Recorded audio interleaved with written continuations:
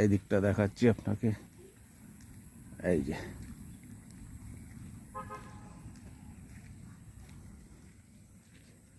চারিদিকে জঙ্গল আর জঙ্গল। আবার গাড়ি আসছিস, ঠিক আছে। এই যে গাড়িটা, এই সামনে কালভার্ট আছে, এই কালভার্টের মধ্যে, কালভার্টের এই জলেতে প্রচুর কই মাছ এবং শোল মাছ এইসবগুলো থাকে। দেখুন এই যে দেখুন কালভার্টটা, এখান থেকে জল যাতায়াত করে। যখন জল শুকিয়ে যায়, অল্প হয়ে যায়, তখন শিঙি, কই এবং শোল বড় বড় সাইজের এক একটা। এই দেখুন জল আর জল।